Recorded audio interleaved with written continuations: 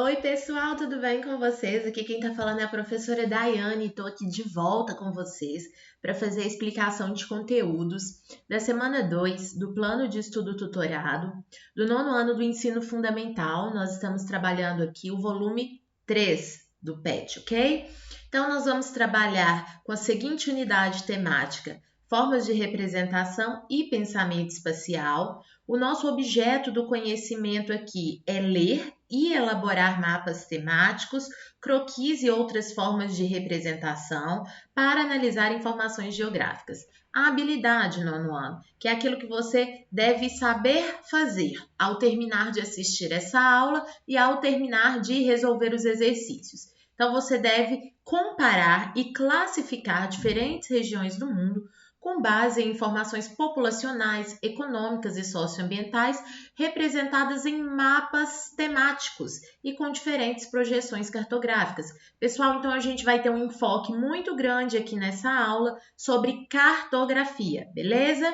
Então, conteúdos, cartogramas, eu vou explicar nessa aula o que são cartogramas, mapas e diferentes tipos de representação cartográfica, né, sobre indicadores populacionais, socioeconômicos e socioambientais. Isso aqui é muito importante: ler, interpretar e elaborar representações cartográficas com cartogramas e anamorfoses. Na aula de hoje eu também ensino o que são cartogramas e o que são anamorfoses. Consumo e consumismo, mapas temáticos contendo diferentes domínios morfoclimáticos da Europa, Ásia e Oceania e a qualidade de vida da população local. Essa parte aqui não tem no nosso PET, tá bom? Mas a gente vai trabalhar todos os outros. Eu montei aquela apresentação de slides bem facinha para sintetizar o conteúdo, tá? Ao invés de trabalhar aqui com o PET, então eu vou trabalhar com vocês sobre o que é cartografia, o que são mapas, né? Quais são os elementos do mapa, e para isso eu preparei uma aula bem legal. Acompanhe aí comigo, pessoal. Para manter uma sintonia bem legal com o PET, eu dei o título para minha aula, portanto, de cartografia. Beleza? Então vamos começar, pessoal. O que é cartografia? É uma ciência. Não é a mesma coisa que geografia, né? Cartografia é uma ciência responsável pelo estudo e pela confecção de mapas. A geografia faz uso da cartografia, né? Porque para a geografia o importante é o estudo e a análise do espaço geográfico.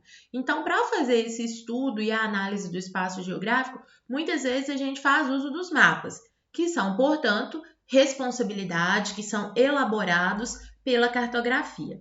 Ao longo da história da cartografia, ela passou por inúmeras transformações à medida que ela foi evoluindo. Os mapas também foram transformando bastante, foram sofrendo bastante mudanças, tá? Falando em mapa, o que é um mapa então? É uma representação da realidade, é uma forma bidimensional, ou seja, tem duas dimensões para representar a realidade. Lembrando que é uma representação reduzida da realidade.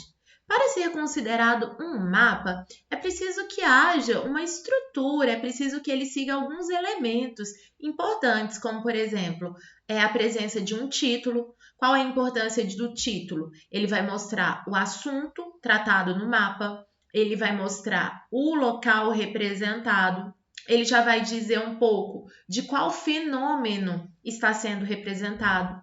A legenda, que é um elemento no mapa que vai ser responsável por explicar o significado dos símbolos e o significado das cores presentes no mapa. Lembrando que as legendas podem ser lineares, quando fazem uso de linhas, pontuais, quando fazem uso de pontos, e zonais, quando fazem uso de cores ou outras estratégias, tá bom? A escala, que representa, que explica, demonstra quantas vezes o espaço real foi reduzido para caber no papel. A orientação, que é a rosa dos ventos, que vai mostrar a direção dos pontos cardeais, norte, sul, leste e oeste, a direção dos pontos colaterais, nordeste, sudeste, sudoeste e noroeste, e também a direção dos pontos subcolaterais. Mas atenção, pessoal, na maioria das vezes, as rosas dos ventos nos mapas trazem apenas os pontos colaterais, ou em colaterais e cardeais. Mas há algumas vezes em que ela traz apenas o norte, a indicação do norte. Não significa que a Rosa dos Ventos esteja errada, mas é apenas uma outra forma de representação. A fonte, que dá credibilidade ao mapa, pois ela vai dizer a origem das informações presentes no mapa e também aquele cartógrafo ou aquela instituição que produziu o mapa em questão, beleza? Então vamos ver isso daqui, os elementos do mapa em um mapa então. Então nós temos aqui um mapa representado, notem que nós estamos falando de uma representação reduzida do espaço geográfico brasileiro. Nós temos aqui o título, que é a densidade demográfica para 2010, então eu já sei o assunto a partir da leitura do título. A legenda, que nesse caso é uma legenda zonal, representação por cores.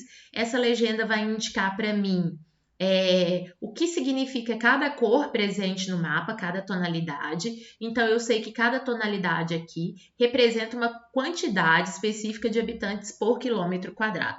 Se não tivesse essa legenda, seria muito difícil saber o significado das cores e símbolos. A orientação, como eu disse, é a direção dos pontos cardeais, colaterais, subcolaterais, mas como eu disse na explicação, aqui nós temos apenas a indicação do norte. Não há problema, porque a partir do momento que você sabe que o norte indica esta direção, então esta direção onde eu estou movendo o mouse seria o sul, esta seria o leste e esta seria o oeste. E aí o mesmo vale para as demais direções colaterais e subcolaterais.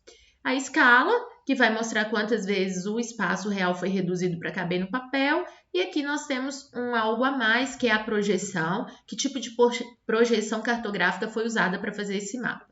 O que está faltando aqui? Está faltando um elemento, que é a fonte. Ela não está aqui, mas eu vou verbalizar. A fonte desse mapa é o Instituto Brasileiro de Geografia e Estatística. É ele que faz a grande maioria dos mapas temáticos do Brasil. Beleza? E a anamorfose? O que seria uma anamorfose? É uma forma de representação também do espaço geográfico, só que na anamorfose há uma distorção intencional. É uma distorção feita de propósito. É uma distorção da proporcionalidade dos territórios. Faz-se uma distorção para poder adequá-los aos dados quantitativos do mapa. Vou mostrar para vocês. Então, olha, aqui nós temos uma anamorfose. Quando vocês olham essa anamorfose, vocês vão conseguir perceber que existem algumas áreas no mundo que estão inchadas, crescidas, infladas, e outras que estão desinfladas, diminuídas. Percebem? Vamos ver aqui um exemplo. Olha aqui, a região do Oriente Médio, tá vendo? Ela tá desinflada. A Europa, principalmente a Europa Ocidental, mas também o leste da Europa, está desinflada, diminuída. Em contrapartida, olha o tamanho da Índia, olha o tamanho da China, veja o tamanho da Nigéria, o próprio Brasil, o México, são regiões que estão infladas, crescidas. Isso é uma anamorfose. Numa anamorfose, o cartógrafo faz a distorção dos territórios, a distorção da proporcionalidade dos territórios de forma intencional, ou seja, de propósito. Nesse caso aqui, a distorção foi feita para representar a população total. Então, as áreas inchadas e que também estão coloridas em tons mais fortes são as áreas com maior população. Então, quando eu olho para essa anamorfose, logo de cara eu já sei que os dois países mais populosos do mundo são Índia e China, certo? E eu sei que as áreas menos populosas são as áreas de menor proporção do território, são as áreas desinfladas, diminuídas. Veja o Canadá, por exemplo. O Canadá é um país grande, mas aqui ele está diminuído. Por quê? Porque aqui a gente está representando uma anamorfose, cujo objetivo foi realmente inchar ou desinchar as áreas de acordo com a população. Mais população, áreas inchadas. Menos população, áreas diminuídas. Isso é uma anamorfose. E o cartograma? O cartograma é um mapa comum que vai representar, através de pontos, de cores, de figuras ou de linhas, uma área de ocorrência, uma área de importância, de evolução de um determinado fenômeno. O cartograma, ele não vai distorcer a proporcionalidade das áreas. Quer ver? Eu vou mostrar para vocês. Olha, aqui a gente tem um mapa do tipo cartograma. Observa que aqui não tem distorção da proporcionalidade dos territórios. Olha o Canadá. Ele está mantido a proporcionalidade do território. Olha a Índia. Está mantida a proporcionalidade do território. Porque aqui não é uma anamorfose, aqui é um cartograma. E nesse cartograma, o fenômeno representado é a mortalidade infantil entre crianças menores de 5 anos em todo o mundo. Aqui está falando América, mas representa no mundo todo. E a legenda? A legenda ela vai mostrar a quantidade de crianças que morrem antes de completar os 5 anos. Então, esses países com essa tonalidade de verde, onde eu estou passando o mouse, são países em que a mortalidade infantil vai de 0 a 9 crianças. Agora, os de vermelho representam países onde a mortalidade infantil é maior, que está entre 100 a 159 crianças menores de 5 anos. Então, aqui a gente tem um cartograma. Não há alteração na proporcionalidade dos territórios. Beleza? Para a gente finalizar o conteúdo do PET, o PET vai tratar sobre insegurança alimentar, porque o objetivo das atividades, vocês vão ver, é usar cartogramas e anamorfoses para discutir a insegurança alimentar. Por isso que eu trouxe esse item na aula. O que seria insegurança alimentar? É quando o acesso e também a disponibilidade de alimentos são escassos. A insegurança alimentar, ela pode ir desde situações em que há uma má qualidade de alimentação, até situações mais extremas, em que ocorre a fome e a fome em larga escala. É bom lembrar que a insegurança alimentar, ou seja, a falta de alimentos ou a dificuldade de acesso aos alimentos, está diretamente relacionado à situação econômica familiar. Então, quanto mais precária a situação econômica familiar, maior é a possibilidade dessa família estar em uma condição de insegurança alimentar. É bom lembrar que no mundo não há falta de alimentos. Há, na verdade, uma má distribuição desses alimentos, em virtude da má distribuição também da renda. Então, para a gente finalizar a aula, eu peguei aqui uma anamorfose. Essa anamorfose representa o produto interno bruto dos países, ou seja, a soma dos bens e mercadorias produzidos pelos países. Notem para vocês verem que as áreas inchadas são as áreas de maior PIB. Então, são os Estados Unidos, a China, a Alemanha, a França, Espanha, Reino Unido. Então, foi feita uma distorção. As áreas com menores PIBs são as áreas diminuídas. Então, olha o continente africano, como que ele foi desinflado. Porque os países da África são países que apresentam, em geral, baixo produto interno bruto.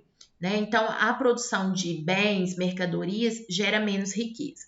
Por que eu trouxe isso daqui para a gente finalizar a aula?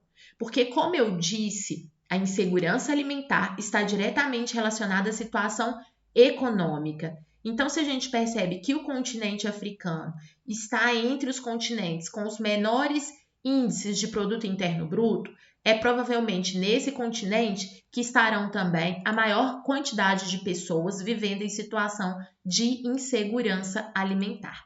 Beleza, pessoal? E aí, eu trouxe um cartograma para vocês observarem isso que eu falei. Nesse cartograma, os países coloridos de laranja forte e vermelho são países que estão em condições de fome, em índice sério e alarmante. Olha como que a gente consegue comprovar isso daqui. Onde está a maior quantidade de países que têm um índice global da fome em condições sérias e alarmantes? No continente africano. Exatamente nele, que é onde nós temos os menores índices de PIB. Cartograficamente, o que muda desse mapa para esse mapa? O que muda é que aqui eu estou abordando o assunto PIB e utilizando uma anamorfose. Aqui eu estou abordando o assunto índice global da fome e estou usando um cartograma. Ok, pessoal? Um beijo e até a nossa aula de correção dos exercícios, que é quinta-feira. Tchau, tchau! Beijo!